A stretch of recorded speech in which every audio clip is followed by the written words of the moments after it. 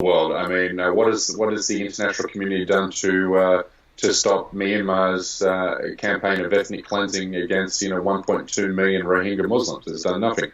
What is the international community doing against China's effort to ethnically cleanse up to 12 million Uyghur Muslims at the moment? Nothing. I mean, not only is the world, and you've got Rwanda and genocide, which certainly didn't have Muslims involved, but if you look at the track record of the international community stepping in to halt genocide where the majority of the population is Muslim, it hasn't been coming. We can also look at Syria. What has the international community done to halt, Assad's killing of and displacing of up to 12 million, mostly Sunni Muslims in Syria?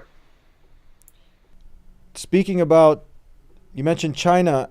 Talk to us about some of the things like the GPS. You write about you're creating awareness about many things that are going on there. But for people who are ignorant to what is going on, there's many events unfolding. Can you bring us up to speed on that? Yeah, I mean, it's particularly tragic what's happening in what was East Turkestan, in the far western region of what is mainland China. East Turkestan was actually its own nation state up until 1949.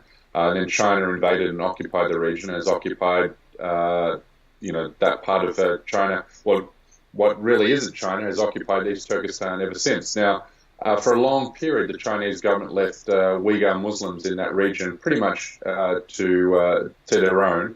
But things sort of changed in the 1980s, and China began a crackdown to snuff out any effort by Uyghur Muslims to recreate or to throw off the Chinese occupation.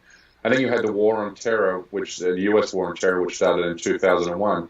And that gave China a veneer or a fig leaf to carry out what it called its own war on terror against Uyghur Muslims in East Turkestan, conflating, Uyghur Muslim separatist ambitions or aspirations with Islamic terrorism.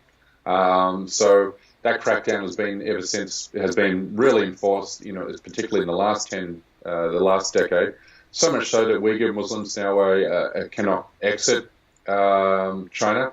Anybody who does exit China is arrested. I've interviewed a number of Uyghur Muslim refugees, one in Australia where his wife and child, they tried to join him after he attained his refugee status in Australia. When they arrived at the airport, she was detained. The 9-month-old baby was also arrested with her. Once the baby turns 1 under Chinese law, they will put her into prison for 5 years, and then they're going to sell the baby on the black market. Now, that's just one case of what's happening there, and the world is completely silent. Now, for other Uyghur Muslims, their cell phones are tracked. Their cars are located with GPS tracking devices. If they want to move out of East Turkestan and maybe go to Beijing or Shanghai, then they have to seek a special permit to do so. They're forced into re-education camps to force them to denounce Islam. Those who do not denounce Islam are then put into either hard labor camps or in prison for up to 5 to 10 years. Even Uyghur Muslim families are forced to have a Chinese communist representative in their home for Chinese nationalist holidays as part of indoctrinating them to the Chinese state ideology.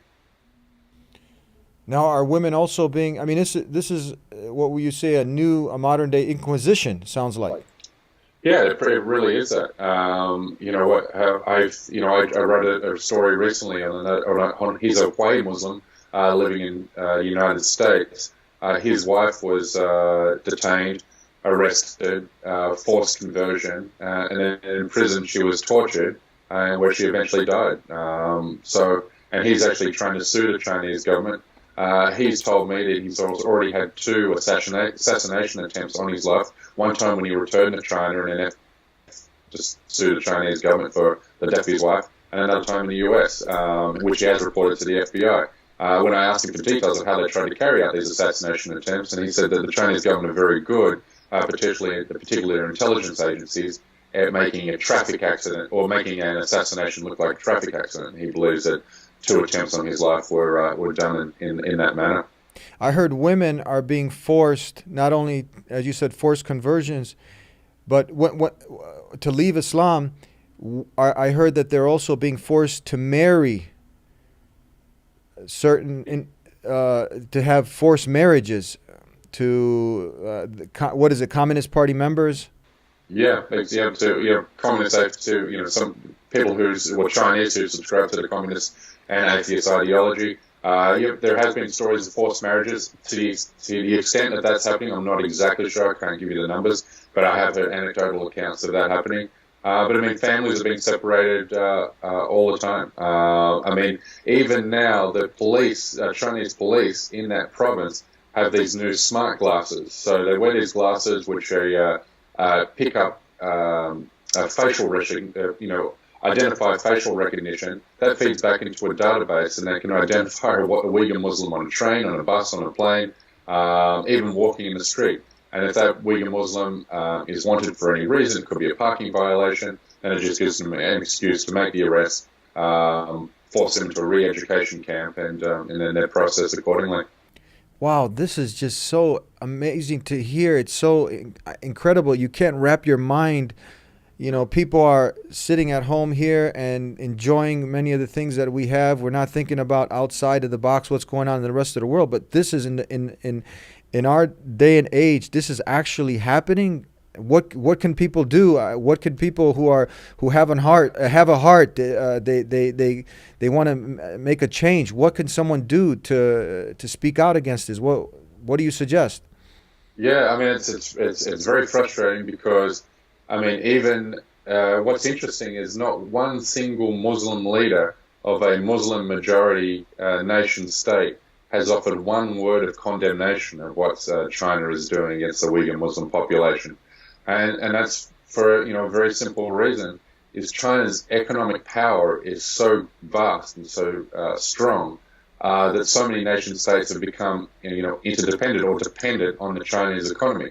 And they fear that by speaking out and denouncing what China is doing in East Turkestan will result in economic punishment, a loss of trade, a loss of foreign or Chinese investment in their states.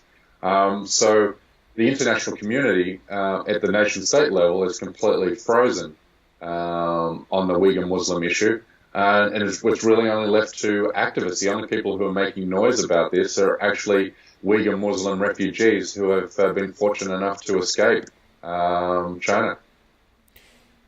Tell us. And sorry, to get back to your question, what can we do is just make as much noise as possible. So I speak to Muslims on a daily basis who are completely unfamiliar with what is happening in East Turkestan. So I encourage people to make noise on social media. The more noise, and that gets the ball rolling, and hopefully creating a climate where political action can follow.